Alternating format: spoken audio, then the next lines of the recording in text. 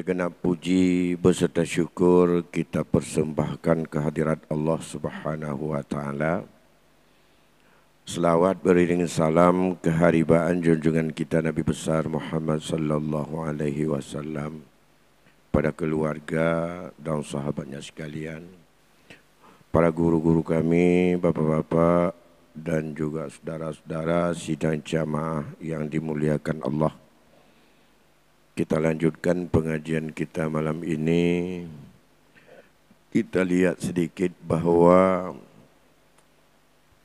hal yang paling penting dalam kehidupan ini berkaitan dengan wajib kita memenuhi hak bagi dua orang tua kita. Kalau sebelumnya sudah kita lihat tentang hak kepada saudara, hak dalam kita untuk bertetangga, hak dalam membina terhadap kaum kerabat atau silatur dan orang yang ada hubungan rahim, maka yang paling prinsip juga hak kepada dua ibu bapa. Karena di antara wasiat Rasulullah sallallahu alaihi wasallam untuk berbuat baik kepada dua ibu bapa itu merupakan wasiat yang banyak sekali yang diingatkan oleh Rasul kepada kita, di mana bagi kita tidak lepas sebagai anak, tidak lepas kita juga sebagai orang tua, maka tidak pernah seorang pun untuk bisa melewati terhadap kewajiban ini yang wajib kita lakukan tanpa membisarkan atau alasan apapun dengan bermacam kehidupan dan kesibukan kita semuanya. Oleh karena demikian, mari kita lihat ada beberapa sebab yang lebih mengutamakan berbuat baik dan memperhatikan dua ibu bapa berbandingkan dengan kehidupan kita yang lainnya. Di antaranya Allah mengikatkan ridhanya pada ridha dua ibu bapa kita. Dalam kehidupan ini, yang kita cari adalah ridha Allah. Bila Allah ridha terhadap hambanya, maka kecil atau besar nilai pengabdian dan kebahagiaan yang dilakukan itu akan bisa sebagai jalan mendapatkan nikmatnya yang besar, yaitu syurga. Besar sekali juga belum tentu dengan nilai pahala, imbalan belum tentu cukup sebagai tebusan terhadap nilai dan nikmat syurga Allah yang disediakan kepada hamba. Bahkan dalam banyak cerita yang pernah ditunjukkan oleh Rasulullah, bahwa hanya karena seseorang itu memindahkan duri di jalan dan karena mengambil pecinya atau menuangkan air dan ia berikan kepada seekor anjing yang terancam terhadap kehausannya, ada yang gara-gara itu jalan mendapatkan ridha Allah, dan dengan nilai itu Allah akan membayarkannya dengan syurga. Kalau dihitung pahalanya kecil sekali tentu saja. Begitu juga dengan dosa dan kekeliruan yang kita lakukan. Bukankah banyak guru kita yang telah menceritakan berkaitan dengan seorang wanita yang Allah azab dan Allah masukkan dalam neraka karena dosanya tidak memberikan makan dan minum kepada kucing yang ada di rumahnya. Kalau dibandingkan itu kan sepele dan kecil sekali. Tapi di situ adalah merupakan murka Allah kepada hambanya itu gara-gara menganiaya kucing. Di antaranya kalau kita lihat di dalam hadis riwayat Imam Bukhari bahwa Rasulullah sallallahu alaihi wasallam bersabda, "Ma min muslimin lahu walidani muslimani yasbahu ilaihima muhtasiban illa fatahallahu lahu babaini." yakni al-jannati in kana wahidan fa wahidun wa in ghadaba ahaduhuma lam yardallaha an hatta yarda'an qil wa in dalamahu qala wa in dalamahu. Seorang muslim yang bagi dirinya masih ada dua ibu bapanya, menjadikan kepada dua ibu bapanya itu berbuat baik, maka Allah buka baginya dua pintu syurga. Yakni dua-dua itu adalah jalan kepada syurga, sama bapa, sama ibu. Walau ada salah satu di antara keduanya, maka satu pintu.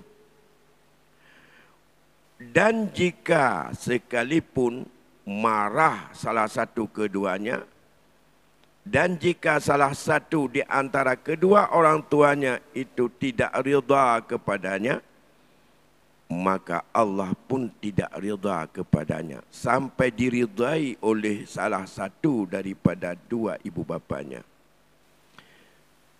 Para sahabat bertanya, wa in dalamahu, apakah ya Rasulullah sekalipun dua ibu bapa itu keduanya mendaliminya? Jawab Rasulullah, wa in dalamahu, walaupun keduanya itu adalah mendalimi terhadap dirinya. Walaupun dia berbuat zalim kepada dirinya. Kewajiban orang tua menerima perbuatan kebaikan dari anaknya, dan ridha Allah ada pada ridha dua ibu bapanya. Kalau masih hidup salah satu, maka salah satu itu mendapatkan ridha Allah pada ridha salah satunya. Kalau demikian Pak, dua-duanya sama. Tidak boleh untuk dipisahkan. Bapak dan ibunya boleh berpisah dengan sebab-sebab tertentu. Dalam hukum perceraian, berpisah di dunia, ada paling kurang dalam pandangan ulama ada 4 hukum. Ada yang wajib mereka itu bercerai. Ada yang sunat mereka itu bercerai. Ada yang mereka itu adalah boleh dan makruh bercerai. Ya. Dan ada bercerai itu adalah mubah. Perceraian antara suami dengan isteri adalah hukumnya wajib pada kasus-kasus tertentu. Seperti antara suami dan isteri berli'an. Makna berli'an adalah menuduh oleh salah satu daripada suami isteri kepada lawannya bahwa ia telah melakukan perzinaan dengan orang lain. Tidak ada bisa yang memutuskan kalau tuduhan itu. Suami menuduh isterinya telah berbuat serong atau kumpul kebo dengan orang lain. Ya, itu siapa yang bisa selesaikan? Tidak ada.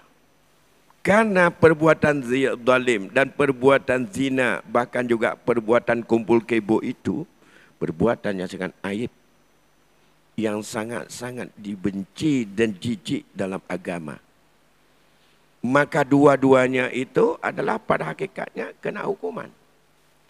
Yang menuduh berzina, ia harus membuktikan tuduhannya. Bukti tuduhan zina hanya pengakuan atau 4 orang saksi yang adil. Hanya itu saja alat bukti. Seorang suami menuduh isterinya berbuat zina dengan orang lain, maka seorang suami itu harus mampu menghadirkan saksi. 4 orang adil yang menyaksikan langsung perbuatan wanita itu melakukan perbuatan zina. Sedangkan si isteri tidak pernah mengakui dan membantah bahwa dia telah berzina. Dan alat bukti lain tidak bisa dipakai untuk dijatuhkan hukum zina. Bahkan ia hamil sekalipun dan ia tidak pernah disentuh oleh suaminya, tidak menjadi bukti. Kalau bukan hanya disaksikan oleh 4 orang yang adil.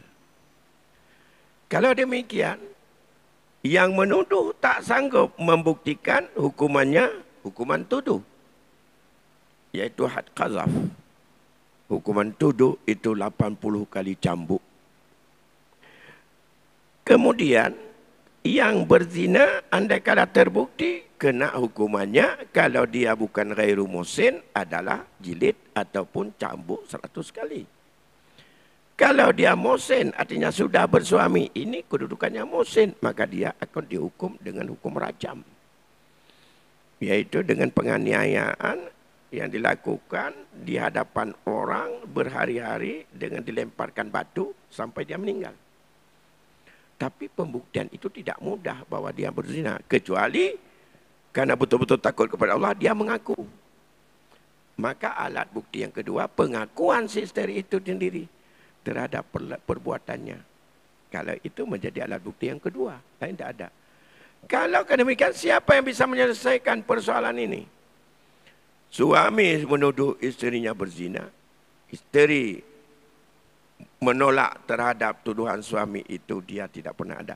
Maka wajib mereka itu untuk berlian. Ya. Bagaimana berlian? Mereka harus bersumpah. Ya. Dua-dua disumpahkan di dalam masjid. Disaksikan oleh orang paling kurang ada 40 orang. Kemudian suaminya bersumpah, demi Allah bahwa betul isteri saya telah berzina. Isteri juga bersumpah, demi Allah apa yang dituduh oleh suami saya kepada saya itu adalah tidak benar atau bohong. Nah, 3 kali. Keempat kalinya naik, masing-masing menutup dengan apabila apa yang dituduh oleh dia itu dengan tuduhan kepada saya dan ia adalah, maka saya bersedia. Kalau itu benar seperti dia benar, maka saya menerima kutukanmu ya Allah, laknatmu di dunia ini.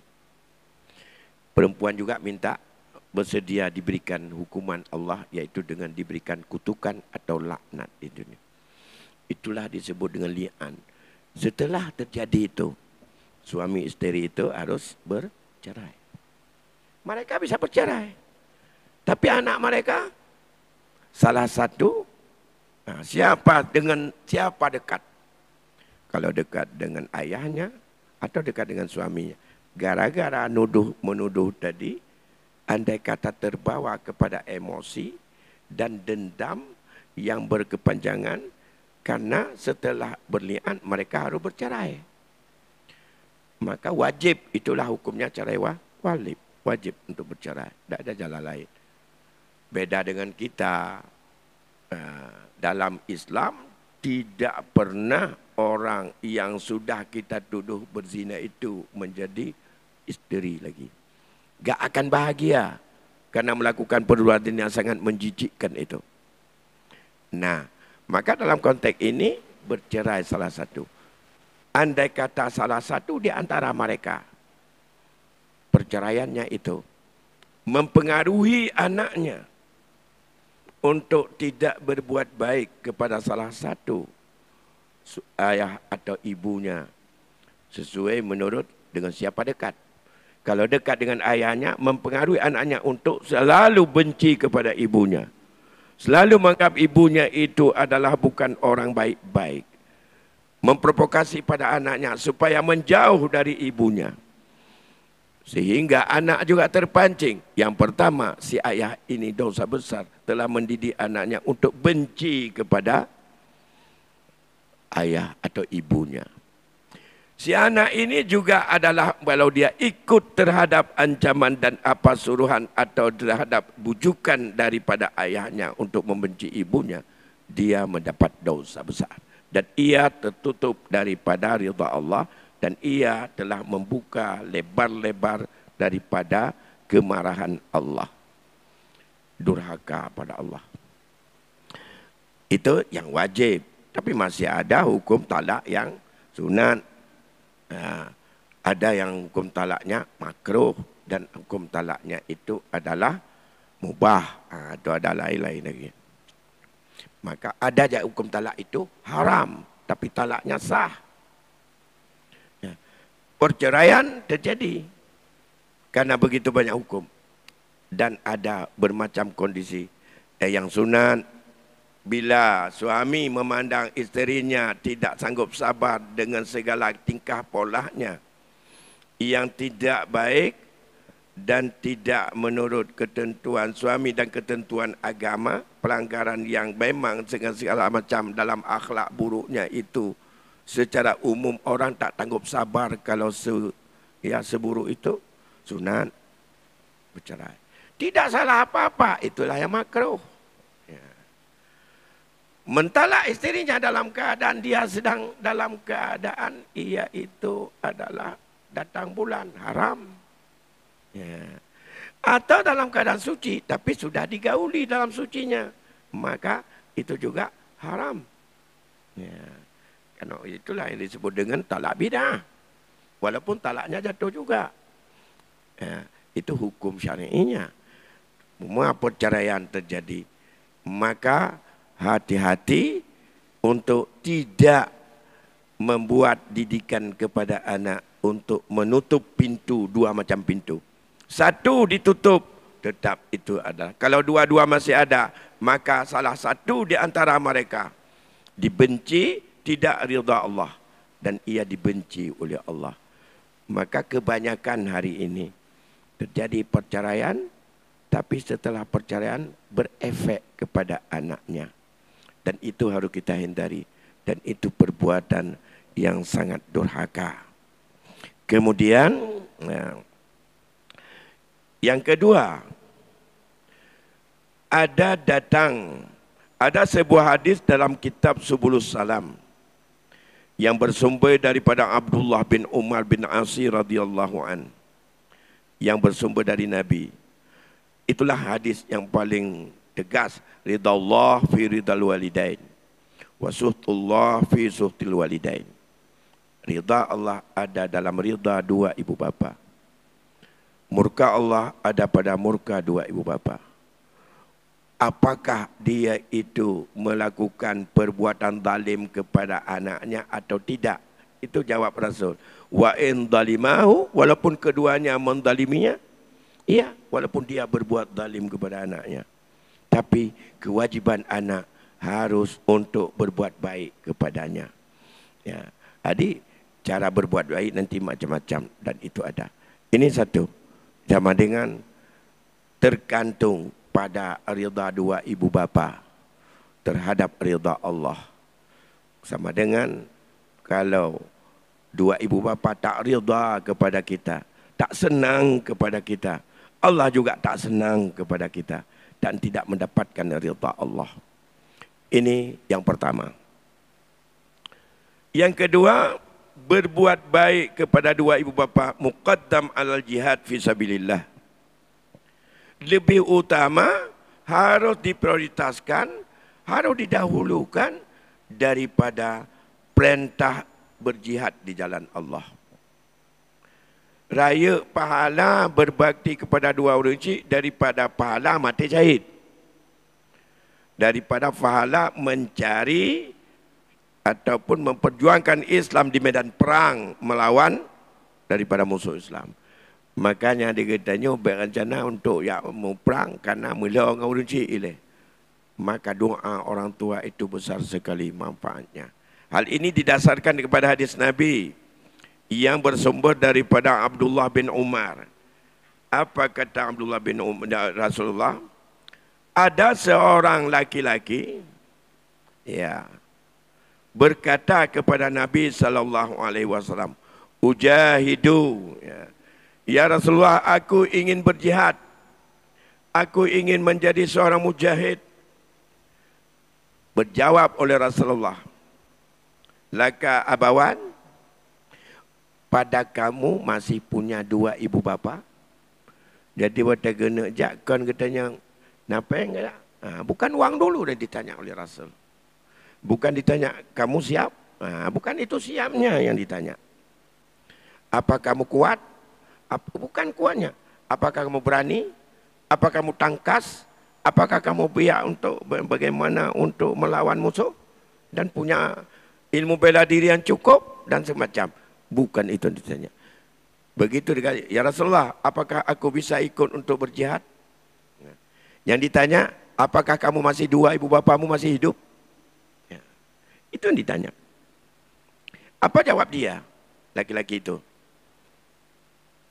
"Naam ya Rasulullah." Qala fafihima fajahidu. Kalau masih ada, pada dua ibu bapamu itu kamu berjihad di situ. Sama nilainya, bakal lebih utama ini.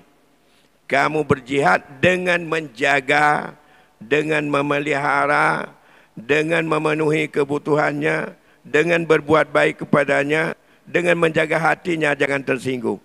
Di situ jihadmu, Rasulullah. Bukan di medan perang.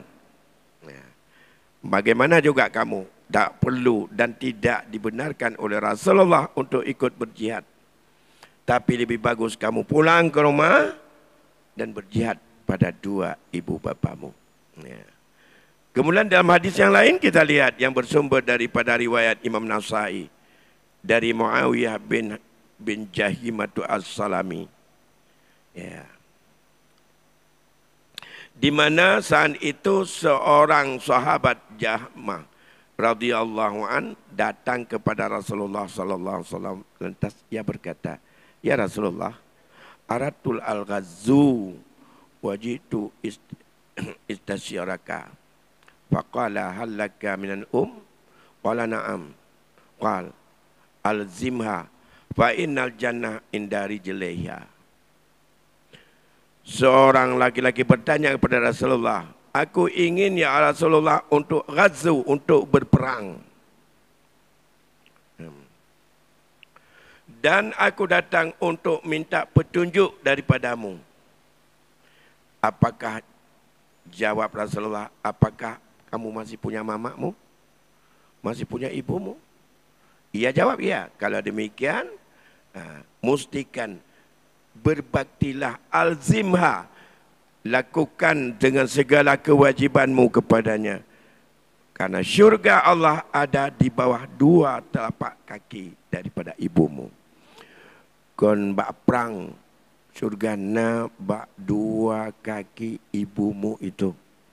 Maka kamu mesti untuk berbuat baik dan untuk lazim mewajibkan untuk kamu mengkhadim terhadap ibumu itu.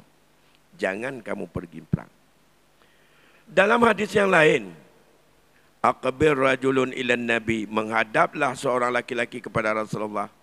Ia berkata, "Ubayyuka alal hijrah wal jihad, abtaghi al ajra minallah." Aku berbaiat kepadamu ya Rasulullah, untuk aku tetap berhijrah dan aku akan berjihad. berperang di jalan Allah. Abtari al-jara min Allah, aku ingin mendapatkan pahala dari Allah. Apa pahala dari Allah kalau berjihad? Tidak ada lain kecuali syurga, itu balasan Allah bagi orang yang berjihad. Orang yang berhijrah juga demikian. Aku ingin mendapatkan pahala itu. Maka aku ingin untuk berhijrah bersamamu ya Rasulullah. Maka aku berbaiat untuk bawa aku berjihad bersamamu ya Rasulullah. Karena mengharap pahala. Apa jawab Rasul? Hal min walidika ahadun hayyun? Apakah dua ibu bapamu itu masih hidup? Atau apakah ada di antara dua ibu bapamu itu salah satu di antaranya yang masih hidup? Jawab dia, iya. Kullahuma. Ya Rasulullah, bahkan dua-dua masih hidup. Jangankan salah satu. Mak lemantang udib, ayah lemantang udib. Maka jawab Rasul, fatabril ajra min Allah. Ya. Maka kalau demikian kata Rasul, karena masih ada dua ibu bapamu, farji' ila walidaika. Kamu pulang sekarang kepada dua ibu bapamu, fa ahsin suhbatuhuma, dan berbuat baiklah untuk pergaulan dan bersahabat dengan keduanya. Jadi, perjuangan yang paling tinggi di dunia ini adalah jihad. Lebih-lebih jihad dalam bentuk perang kafir pada masa-masa awal pengembangan Islam demi membela kehormatan dan kemuliaan diri. Apabila memang diizinkan untuk kafir dalam sifat membela diri, membela kehormatan Islam di atas siapa saja daripada orang yang disebut dengan harbi yang ingin mengganggu dan menghancurkan Islam. Tapi sesungguhnya yang paling berat rupanya, yang paling besar nilai di sisi Allah hanya kepada dua ibu bapa untuk kita berbuat baik. Sudah dua. Yang pertama, ridha Allah ada pada ridha dua ibu bapa. Yang kedua, bahwa berbuat baik kepada dua ibu bapa lebih utama dan diutamakan berbanding dengan jihad di jalan Allah. Yang ketiga yang ingin kita sampaikan, bahwa kewajiban seorang anak kepada dua ibu bapa untuk berbuat baik dengan jalan berdoa bagi keduanya apabila keduanya sudah meninggal dunia. Wa ikramu sadiqihima. Yang kedua, memuliakan kawan-kawan keduanya karena menjunjung tinggi beri perintah Allah. Ini yang paling penting. Karena kita yang Tuhan le urun syik yang kamu meninggal. Ya. Oleh karena demikian, bila dua ibu bapa kita sudah meninggal dunia, maka berbuat baik kepadanya bukan lagi untuk hanya sekedar datang pergi kubur. Konyan berbuat baik. Tapi bagaimana berbuat baik? Kita simak jawaban Rasulullah saat ditanyakan kepada beliau tentang bagaimana cara berbuat baik kepada dua ibu bapa. Yang pertama, dalam hadis riwayat Imam Bukhari dijelaskan bahawa tarfa'u lil maiti ba'da mauti darajatuhu. Ini fadilah berdoa kepada orang syik. Tapi dengan syarat-syarat katanya orang yang tahu untuk keberkahan diterima doa oleh Allah. Ada seorang main yang Allah mengangkat martabatnya, mengangkat derajatnya di saat setelah ia meninggal dunia. Para sahabat bertanya, Ayyu Rabbi, ayyu syai' hadza. Ya. Jadi ditanyakan oleh sahabat kepada Rasul, apakah yang terjadi itu dengan perbuatan mendapat derajat itu? Fayaqulu lahu, wahai Tuhanku, mengapa aku mendapatkan derajat? Ayyu syai' hadza, apa ini yang terjadi kepada dirinya? Maka berkata baginya oleh Allah. Walidika istaghfirlaka. Anakmu minta ampun kepadamu. Jadi tengah ke cerita dia Rasulullah, orang yang telah meninggal dunia terkejut oleh si mayat itu. Karena tiba-tiba derajatnya ditinggikan oleh Allah. Karena martabatnya dipemulia oleh Allah. Karena dosanya diampuni oleh Allah. Di saat ia bertanya, "Ayuh Rabbi, apa ini ya Tuhanku? Apa yang kejadian kepada ini? Mengapa ini terjadi?" Karena tiba-tiba dikatanya, menangkar ampunan Allah, darajat yang tinggi, mendapat kemuliaan yang ia sebelumnya tidak dapat. Saat ditanya kepada Allah oleh mayat itu, yang dijelaskan oleh Rasul, jawaban dari Allah, anakmu meminta ampun kepadamu. Anakmu beristighfar kepadamu. Anakmu berdoa untuk minta ampun agar kamu mendapat ampunan dari Allah. Ini yang nak hubungan. Ampunan Allah lebih dekat untuk mendapatkan derajat yang mulia kepada orang tua kita dengan doa-doa daripada anaknya. Yang kedua, dari hadis riwayat Abu Dawud dan Ibnu Majah. Bainama nahnu inda Rasulullah, berkata oleh Malik bin Rabi'ah, sementara kami ada di hadapan Rasulullah, duduk-duduk bersama dengan Rasulullah, tiba-tiba saat itu datang seorang laki-laki dari Bani Salamah. Truk tidur ragam dari Bani Salamah di dusun, masuk ke dalam kelompok yang mereka sedang duduk-duduk dengan Rasulullah sallallahu alaihi wasallam. Lantas pemuda itu bertanya kepada Rasulullah, hal baqiya alayya min birri abawaish abirruhuma bihi ba'da wafatihima? Ya Rasul, masih adakah sisa cara ataupun kesempatan atasku untuk berbuat baik kepada dua ibu bapa yang aku bisa melakukannya karena ia telah meninggal dunia? Karena telat kita nyobrakan nam temu berbuat baik. Kamu ingat mantang berbuat baik pada orang syik. Galam selesai. Menyahudi penuh jika perah dua macam. Ada ridha ada pada dirinya. Ini kalau sudah meninggal, seorang laki-laki saat bertanya, apakah masih ada cara atau masih ada bagi saya jalan aku bisa berbuat baik kepada dua ibu bapaku setelah ia sudah meninggal dunia? Apa jawab Rasulullah SAW itu terhadap pemuda itu? Iya, katanya, as-salatu alaihima wal istighfaru lahuma wa inqazu ahdihima wa ikramu sadiqihima wa silaturahmi lati la tasilu illa bihima. Iya, kata Rasulullah. Caranya itu bentuk berbuat baik seorang anak yang orang tuanya sudah meninggal, yang tidak ada lagi hidup di dunia ini, tapi dia sudah di alam barzah. Bagaimana caranya? Ada 4 cara yang harus kamu lakukan, bahkan 5. Pertama, begitu meninggal, kamu salat kepada keduanya. Kamu meninggalkah?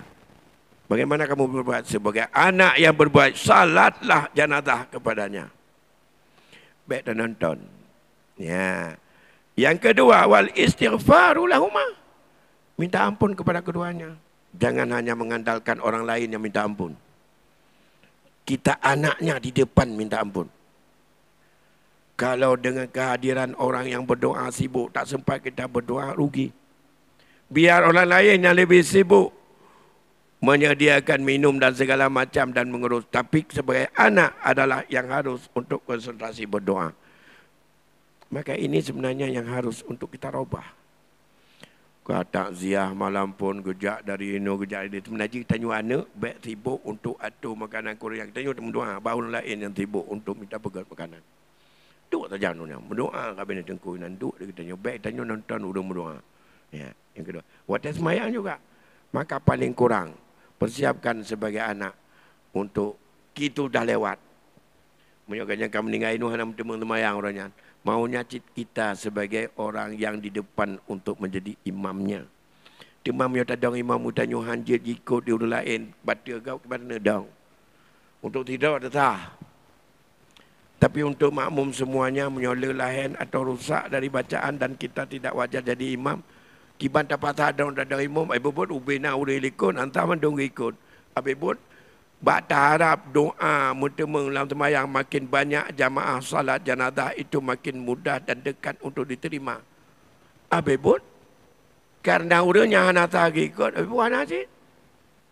Dapat nak dikitanya, hotel lagi nyan ganti, long kudang imam drop. Tapi di orang lain kagak tu en na pasai baca aje. Cuma punya anak pasai baca aje, hantar ikut. Keterawai sah. Ada ikut orang lain. Makanya paling kurang tahsin Al-Quran, tajwid. Baiklah untuk ikut MTQ ini semangat dikatanya jika nak untuk ikut teman juara MTQ tapi. Baik katanya untuk sah tadang imam dan besar ikut di orang lain mendak kajut. Walaupun hana lagak tu, walaupun hana getpah dan hana pasah hadat. Minimal anak katanya dan draw tu pertama menyok katanya kalewat sekarang tak didik anak kita minimal watai tak dengar katanya sah tak ikut katanya je ke imam. Dapat nak rukun hinanya mandum rukunnya.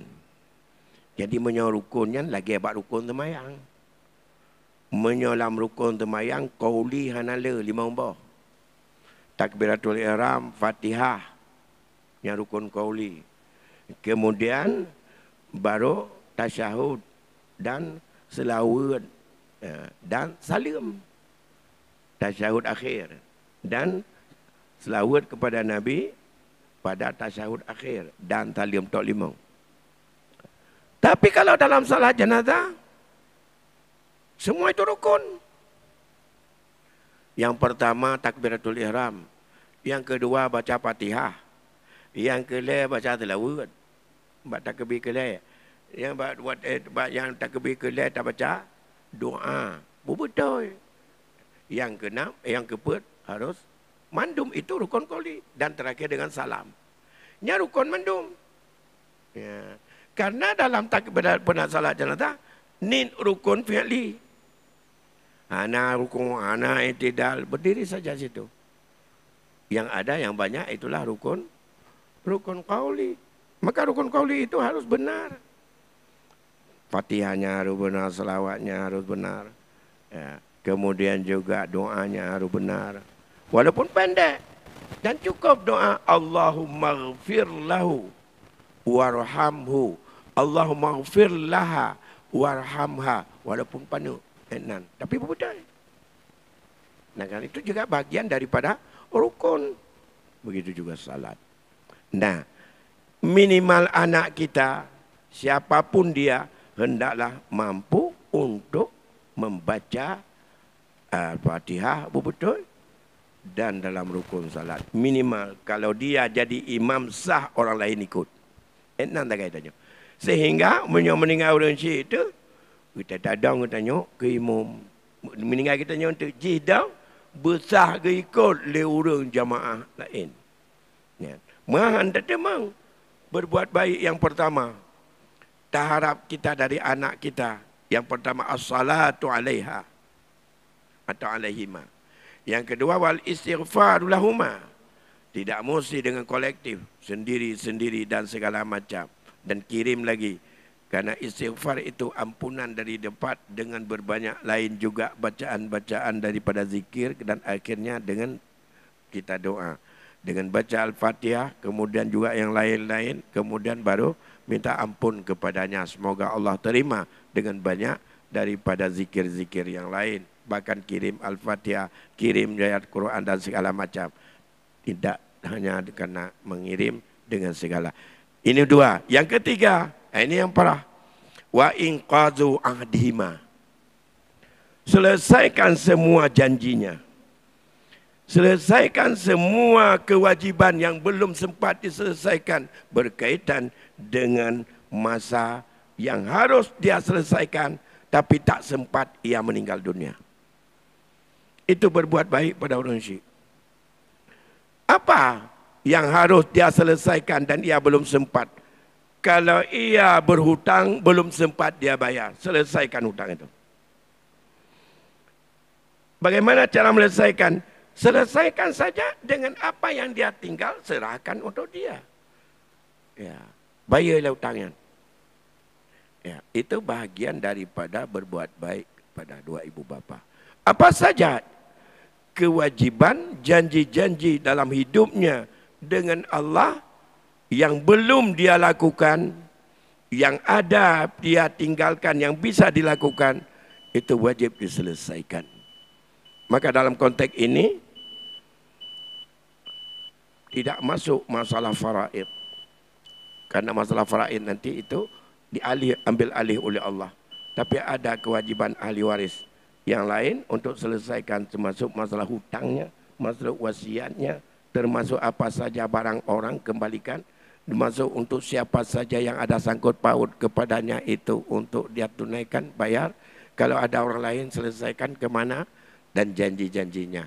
Itu semua janjinya selesaikan. Dan yang terakhir, kata Rasul, jalan untuk berbuat baik adalah wasilaturrahmi allati la tasilu illa bi'ula.